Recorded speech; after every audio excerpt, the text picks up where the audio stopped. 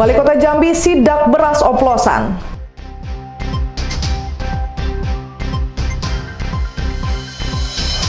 Polisi tangkap komplotan curanmor.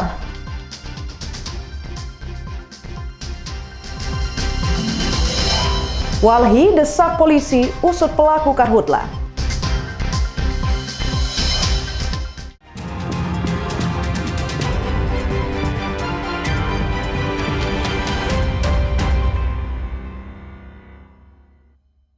Halo, selamat pagi saudara, apa kabar Anda pada pagi hari ini? Menemani pagi Anda, Kompas Jambi kembali hadir dengan beragam informasi penting dan menarik dari berbagai wilayah di Provinsi Jambi. Bersama saya Suci Nisa, inilah Kompas Jambi selengkapnya, hanya di Kompas TV, independen, terpercaya.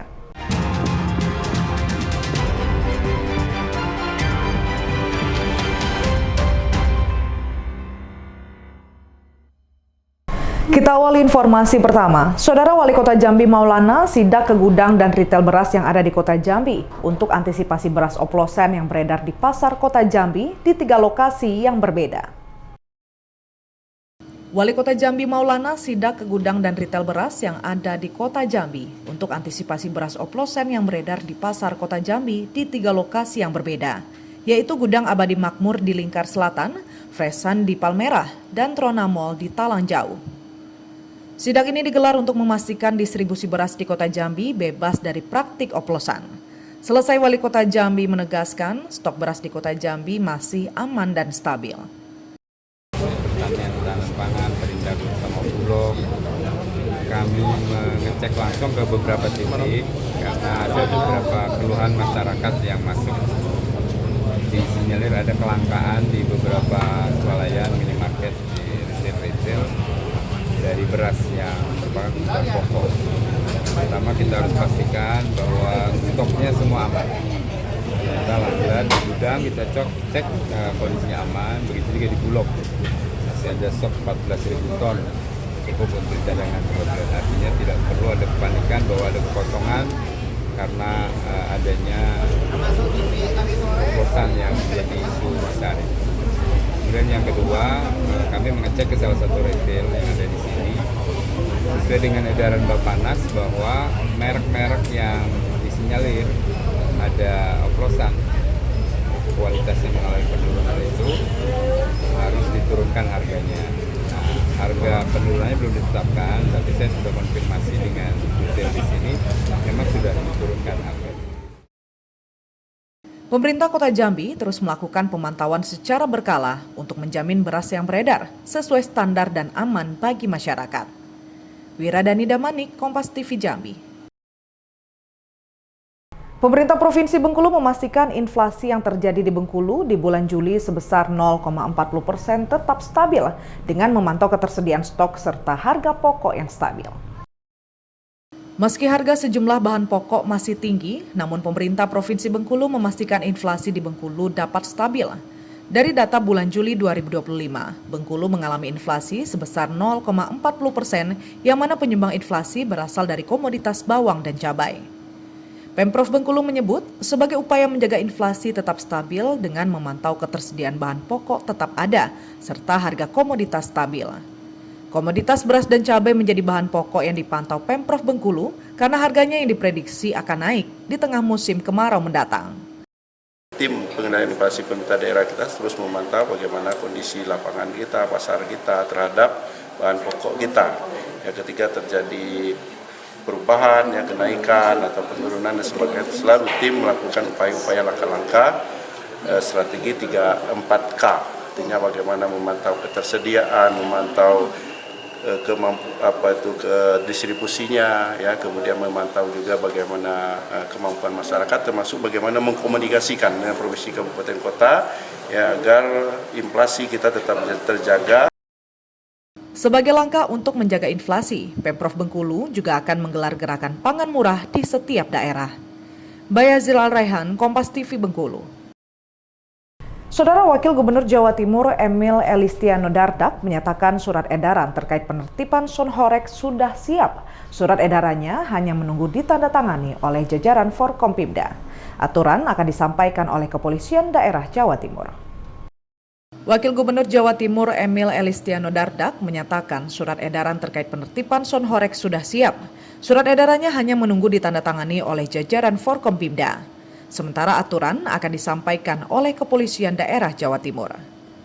Menurut Emil, regulasi terkait Sonhorek merujuk pada aturan yang telah berlaku sebelumnya, seperti aturan penggunaan sound system secara statis dan pada kendaraan bergerak.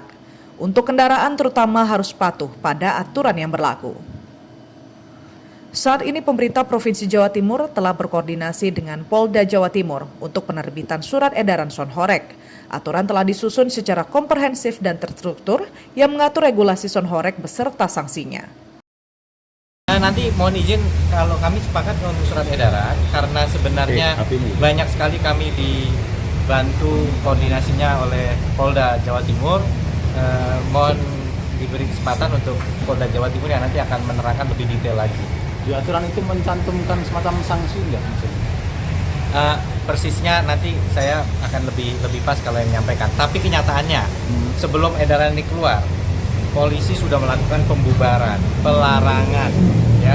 Jadi tidak diberikan izin. Yang sudah berkegiatan tapi melanggar aturan seperti batas waktu dibubarkan. Jadi sebenarnya sudah ada tindakan tegas.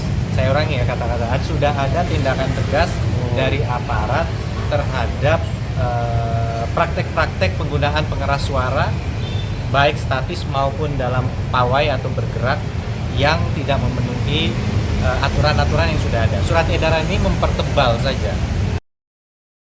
Pengumuman terkait regulasi Sonhorek akan disampaikan oleh Kepolisian Daerah Jawa Timur, mengingat izin keramaian ada di ranah polisi.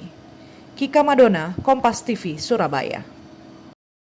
Memeriahkan Hari Kemerdekaan Republik Indonesia ke-80, Sekretariat DPRD Provinsi Jawa Timur menggelar berbagai lomba unik yang diikuti oleh para karyawan, di antaranya pukul paku berkelompok dan estafet gelas sedotan. Selain lomba, para karyawan juga menerbangkan balon yang berisikan doa dan harapan untuk Indonesia. Memeriahkan Hari Kemerdekaan Republik Indonesia ke-80, Sekretariat DPRD Provinsi Jawa Timur menggelar berbagai lomba unik yang diikuti oleh para karyawan. Di antaranya pukul paku berkelompok dan estafet gelas sedotan. Selain lomba, para karyawan juga menerbangkan balon yang berisikan doa dan harapan untuk Indonesia. Selain estafet gelas, juga digelar lomba mengalihkan balon dengan menggunakan gelas plastik. Lomba ini cukup menantang karena peserta tidak boleh memegang balon hingga garis finish. Terakhir, lomba pukul paku berkelompok. Tak semudah dilihat, setelah berlari, para peserta hanya diberi kesempatan untuk memukul 1 kali. Paku yang bengkok menjadi tantangan bagi para peserta yang berlomba. Meski demikian, para peserta mengikuti jalannya keseruan lomba dengan penuh semangat dan kompak. Perayaan Hari Kemerdekaan Republik Indonesia ke-80 ditutup dengan menuliskan harapan untuk Indonesia yang kemudian diterbangkan oleh balon. Ada banyak doa yang tertulis dan dilangitkan, berharap agar Indonesia semakin bersatu, berdaulat, rakyat sejahtera, dan Indonesia maju. Kika Madona, Kompas TV, Surabaya. TKW asal Kerinci mengalami penyiksaan saat bekerja di Malaysia. Kini korban hanya terbaring lemah di kampung halamannya dalam kondisi luka parah dan sering lupa ingatan. Ida, TKW asal desa Koto Lebuh Tinggi, Kecamatan Siulak, Kabupaten Kerinci, Jambi, mengalami penyiksaan saat bekerja di Penang, Malaysia. Kini wanita 47 tahun itu hanya terbaring di ranjang dalam kondisi memprihatinkan. Ia berangkat ke Malaysia tahun 2023 lewat jalur non-prosedural, bekerja sebagai pembantu rumah tangga.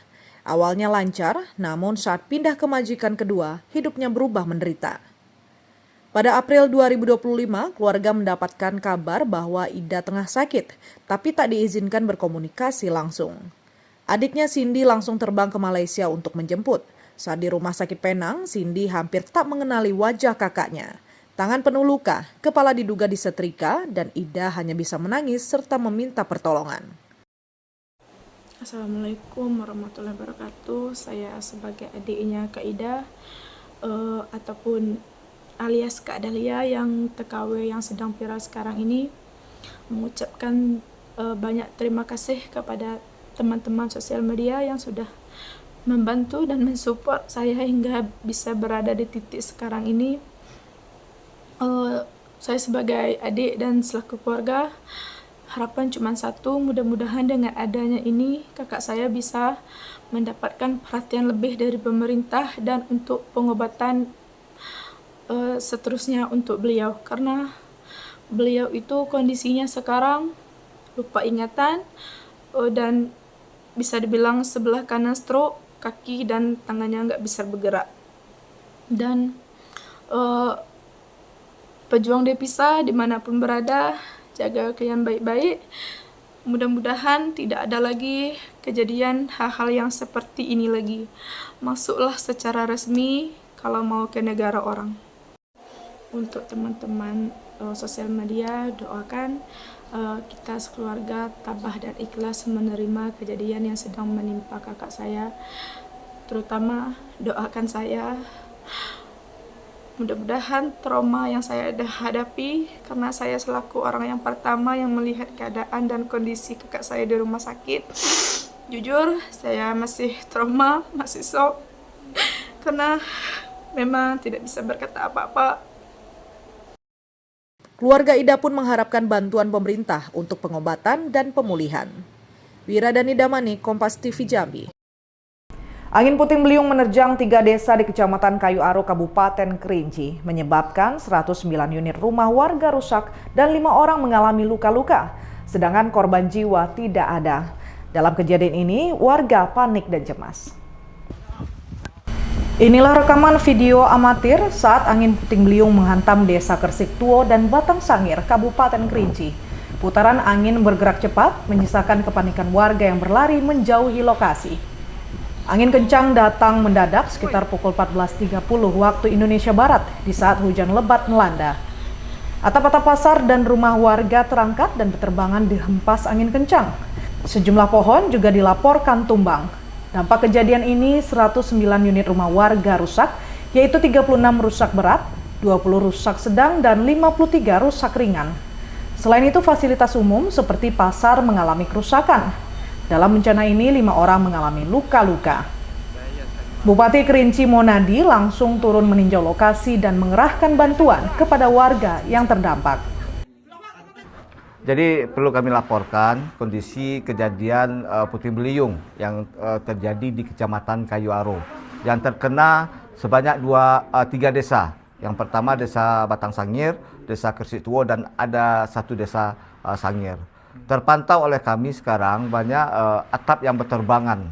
Pada umumnya rusak berat itu atap berterbangan dan kayu ini berterbangan juga. Ya, insya Allah akan kita segerakan bantuan untuk rusak berat, ya, rusak berat.